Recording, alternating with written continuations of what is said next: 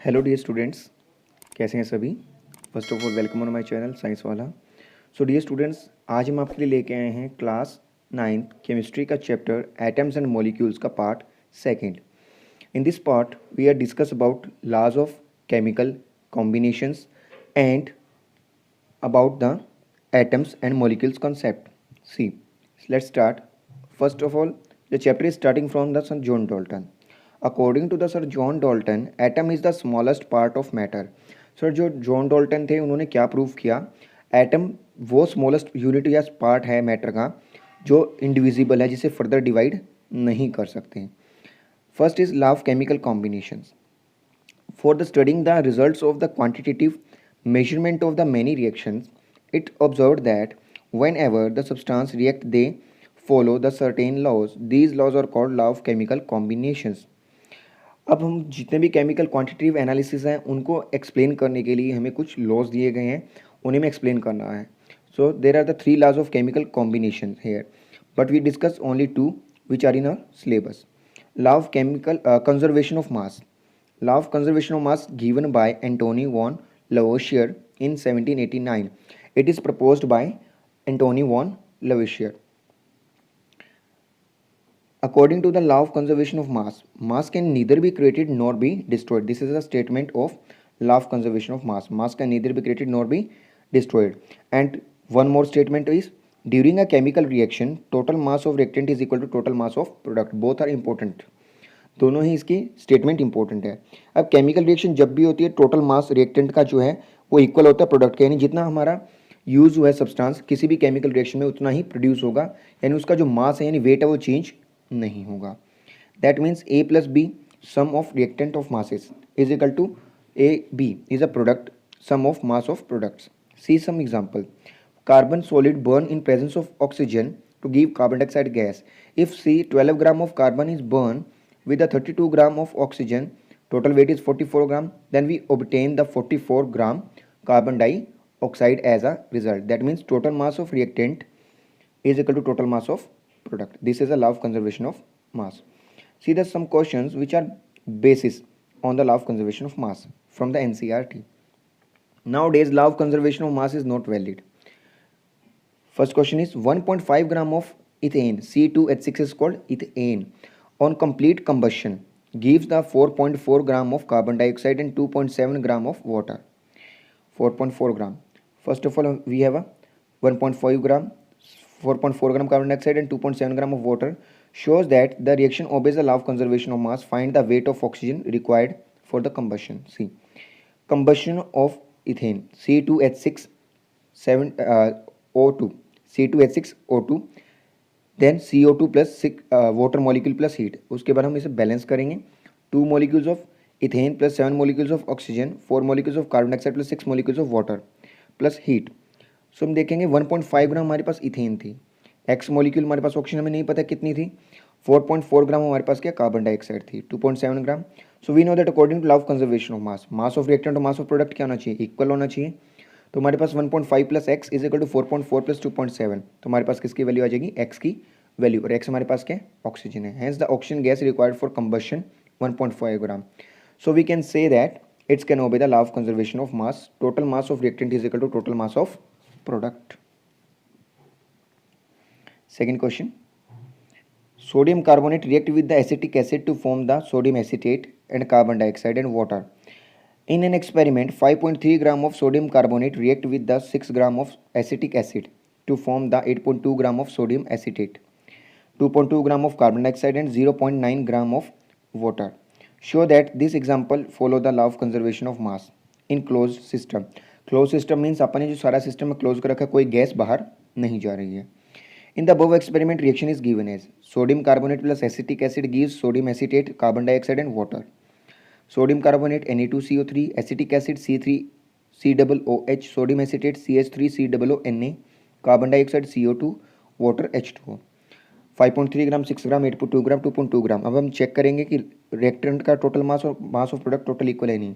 This is equal, hence it can obey the law of conservation of mass. So easier question होंगे इस concept में. Next concept is law of conservation, constant proportion by mass, and it is also known as law of definite proportion by mass. Law of constant और definite proportion mass is given as Louis Proust in between 78 to 804. Nowadays it is called Porest law. According to the law of definite proportion, a chemical compound always consists in the same element combined together in the same ratio by mass. यानी कि nature के अंदर जितने भी compound है, दो compound आपस में मिलते हैं तो उनका जो कंपोजिशन है वो हमेशा क्या रहेगा, सेम रहेगा, चाहे वो किसी भी सोर्स से ऑब्टेन कर रहे हो, either there obtain by the which method और which source.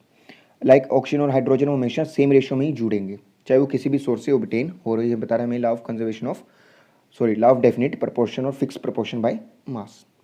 For example, we take the water from the different sources, well, pond, river, etc., but we find that the ratio of proportion by mass of hydrogen atom and oxygen atom is same, 1:8, 1:8, 1:8, 1:8. How it is becomes 1:8? Everywhere water consists the ratio of mass. Formula of water H2O. Mass of each hydrogen atom 1 gram. Mass of each oxygen atom 16 gram. Here the 2 hydrogen atom, so 1 into 2, total 2 gram. Oxygen atom is 1, 16 gram. Then 2 ratio 1 is 16, 2 1s are 1, 2 8s are 16. Since we say that always 1 part of hydrogen and 8 part of oxygen combine together to form the water. See the question based on it. Hydrogen combine with the oxygen in the ratio 1:8 by mass. Hydrogen oxygen combine होते हैं 1:8 by mass to form water, पानी बनाने के लिए. What mass of the oxygen needed to be react completely with the 3 gram of hydrogen? हमारे पास 3 gram hydrogen है, सो 1 gram hydrogen के लिए हमें 8 ग्राम ऑक्सीजन चाहिए, तो 3 ग्राम के लिए कितना चाहिए, 8 3 सा 24 ग्राम नीडेड होगा. Now molecules of ammonia is always exist the 14:3. अब नाइट्रोजन का जो मास होता है 14, each hydrogen having the 1 ratio 1:3, so 14:3. Next question based on it. A 0.24 gram of sample of the compound of oxygen and the boron was found by analysis to contain 0.96 gram of boron and 0.144 gram of oxygen. Calculate the percentage composition of the compound by mass. We know that कोई चीज़ हमारी जब exist करती है nature में तो 100% से ज़्यादा कभी एग्जिस्ट नहीं कर सकती. Okay, the mass of boron in compound. Boron का जो कंपाउंड है उसमें उसका कंपाउंड में मास जो है रेशियो जो है 0.096 ग्राम है और टोटल सैंपल कितना 0.24 ग्राम है. Okay, so the percentage of boron, हम जब भी परसेंटेज निकालते हैं तो जो हमारे पास ऑबिटेंड है उसको ऊपर रखते हैं और टोटल को नीचे रखते हैं और 100 से मल्टीप्लाई करते हैं. सेम अपन ने वही किया, टोटल जो सैंपल है वो नीचे रखा, मास ऑफ बोरोन जिसका हम उसमें से निकालना चाहते हैं वो ऊपर रखा और 100 से मल्टीप्लाई किया, देन वी गेट 40%.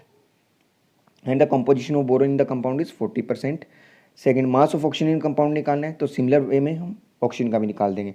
और एक और हमारे पास शॉर्टकट क्या है निकालने का, जब हमारे पास सेम कंपाउंड के अंदर दोनों चीज़ें प्रेजेंट है, अगर हमारे पास एक कंपाउंड आ गया दूसरा कंपाउंड सिर्फ ऑक्सीजन ही बचा है तो 100 minus composition of second compound कर देंगे तो हमारे पास डायरेक्ट आ जाएगा. ठीक है. Next question on based on definite proportion. In an experiment, 1.288 gram of copper oxide was obtained from 1.03 gram of copper. In the another experiment, 3.672 gram of copper oxide is given a reduction of 2.338 gram of copper. Show that these figures are verified the law of definite proportion. First experiment में हमने देखा कि मास of copper में इतना given है, मास of copper oxide 1.288 gram given है.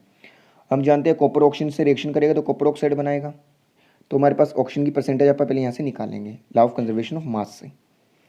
X हो जाएगा तो एक्स हमारे पास है 0.258 ग्राम, तो हमें ऑक्सीजन की परसेंटेज जरूरी थी निकालना, पहले हमने निकाला कंजर्वेशन ऑफ मास से. We calculate the ratio of the copper and oxygen on the sample. अब सैंपल में कैलकुलेट करेंगे ratio copper, mass of copper and mass of oxygen जो भी अपन ने कैलकुलेट किया law of conservation of mass से, दोनों के रखेंगे डिवाइड में. जब भी लेफ्ट हैंड साइड से या राइट हैंड साइड से टर्म चेंज होकर डिवाइड या मल्टीप्लाई में आती है तो 1 छोड़कर आती है. तो अब इसको सोल्व करेंगे, हमारा बनेगा approximate 3.99:1 and it's equal to approximate equal to 4:1. Second experiment में भी इसी तरीके से करेंगे, ऑक्सीजन का परसेंटेज निकालेंगे और उसको इसी सेम वे में करने वाले हैं. Now limitation of the law of constant proportion और डेफिनेट प्रोपोर्शन. लिमिटेशन मतलब क्या कमी रही. This law does not hold good when the compound is obtained by using different isotopes of combining elements.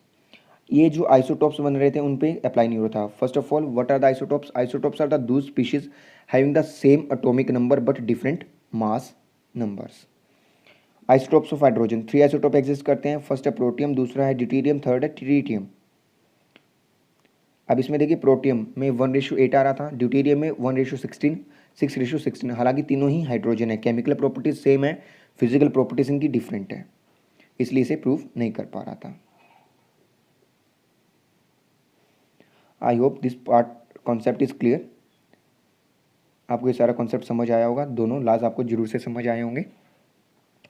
Thank you and have a nice day and please like share and subscribe our channel.